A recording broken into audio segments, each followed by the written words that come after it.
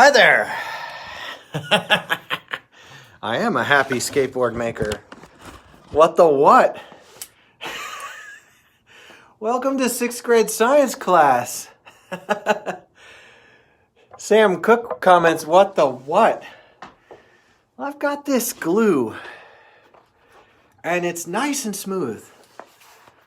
But when I add it to Tight Bond 2,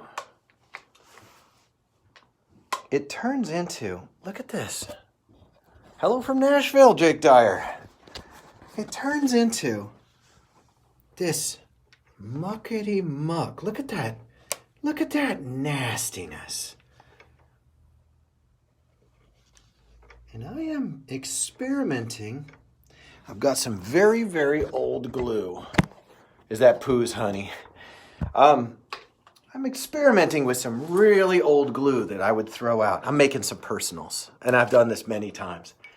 And I'm always doing this. I'm like, what's the worst glue I could use? What's the worst possible, what's the worst possible, components I could use to make a skateboard? I'm going to make myself a skateboard out of it. And then, watch it when you get back, Jake. So I'll make myself something really special and I'll get all stoked, right? And sure enough, I forget that I even used bad components and just enjoy ripping on it. Now, I'm not a heavy hitter anymore. I'm not jumping down crazy things. Brian Shelford, good to see you. So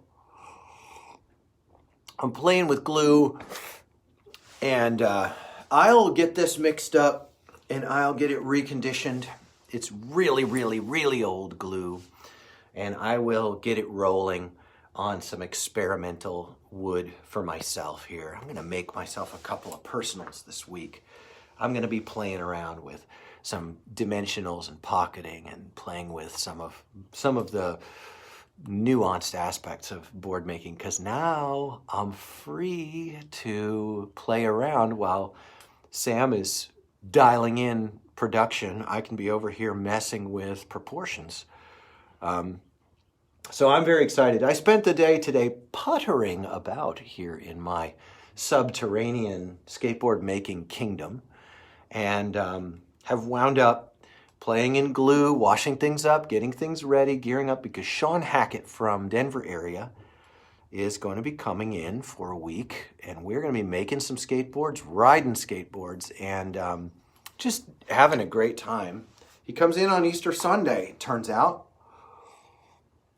and we will go from there. I have got an interesting board here. I've got 1, 2, 3, 4, 5, 6 perfectly straight, beautiful uncuts. I had, that's me dropping things. I've had these uncuts sitting around since a long time ago. And this one and several others actually were warped.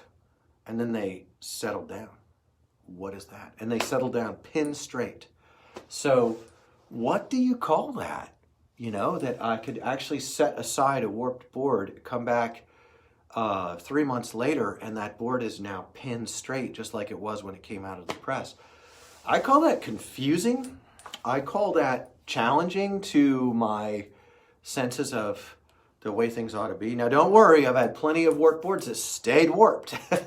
But I have an interesting board. This is on my my secret stash long mold, which is behind me here. It's presently not decommissioned, but it's not attached to the jack system. And I'm not going to be pressing with that this week. I'm going to be pressing with this guy here. And Life Skateboards has 3 of this mold in service.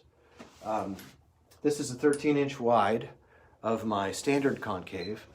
And I have 2 other boards in here for prototyping. They're right here. I was grabbing them.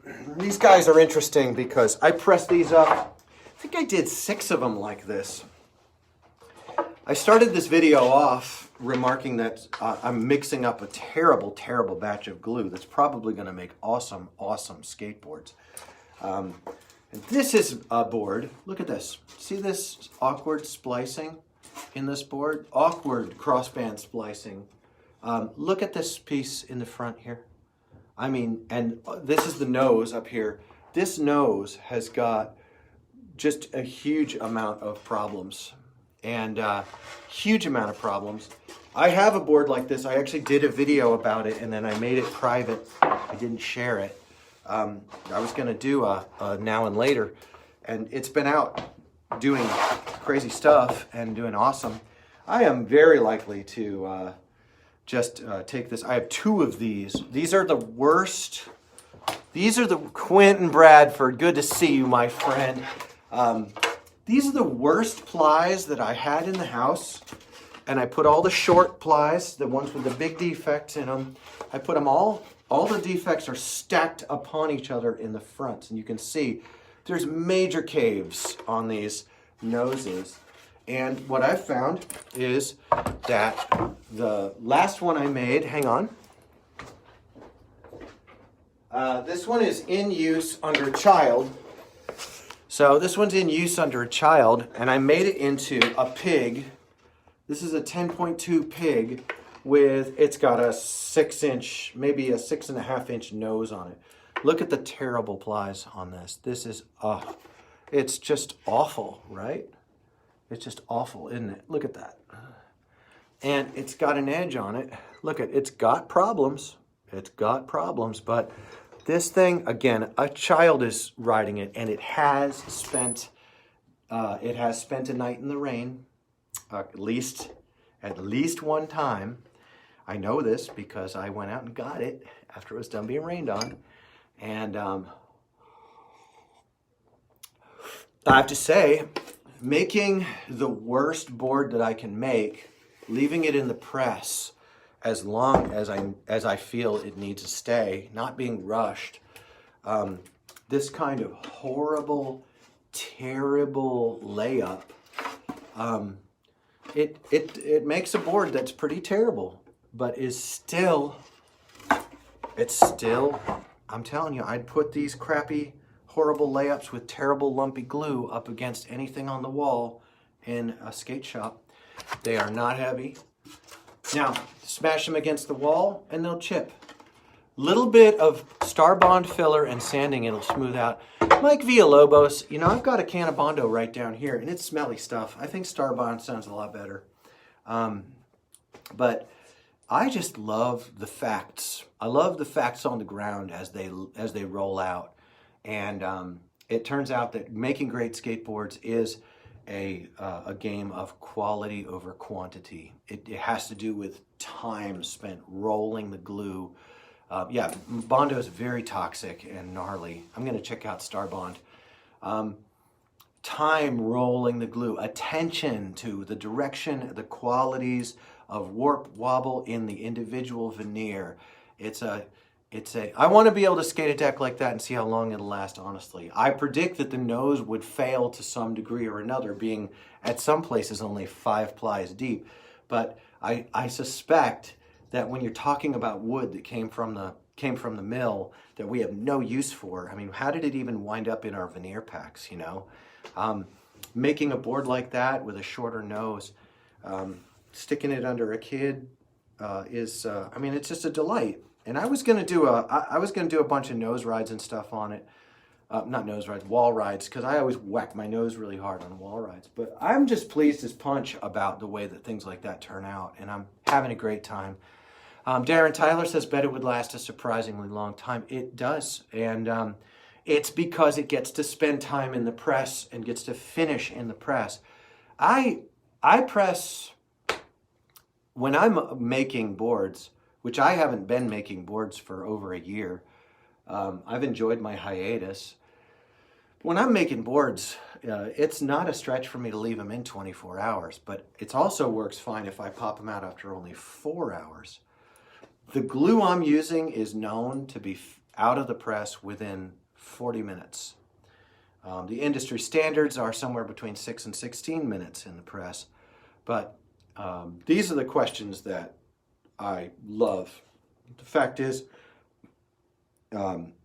it's not the same when care and quality are first. It's not. And now that care and quality are rising, there's kind of a new category emerging. And maker-made high-quality boards are now becoming a thing that you can find. And they're worth every penny. The maker is putting money back in your pocket. You might be buying your board at $85 from a maker, and then that board may either be lasting, or if it doesn't last, it might get replaced because the maker cares. And with premium pricing like that, the maker is positioned to back that product under your feet and take care of you to a degree that just is not common in the industry. So I am very pleased to be playing around with wood and molds and things. It's fun to be down here. Take a look. This is a different view. Take a look. I've got my whole board collection down here and working on getting everything stocked away. I've got it now. I was joking around this morning about how a lot of my stuff isn't wrapped, and I got a board scratched this morning in moving them. It was not a Grosso, it was a Dwayne Peters. And I'm not worried about all that hoo-ha with the boards getting scratched and losing their value. Although I have to tell you, if anything was worth real money that I could put into either equipment down here or motorcycle stuff, I really want to buy another Softail, early 2000s Softails, because I want to double up the twin cam motors I'm working on, so I can pull a motor, work on it while the other one's running, and really deepen my game. But I'm going to jump off of here and get back into getting this place taken care of and see if I can get this glue to behave. Whether it behaves or not, it's going to be made to behave once it gets in that press. I have done this with the lumpy glue before, and it worked out really well, and that is like a big no-no. And that makes me wonder, who's the guy who writes all these big no-nos? Like, how many rules can we break and get better things? Like, maybe breaking the rules is why I started skateboarding in the first place, because there was never going to be a place on the wrestling team or the football team or the baseball team for a guy like me, so I went skateboarding. I appreciate that you do too. I see you, Mike V, sir. I love seeing you on here. Peace, guys.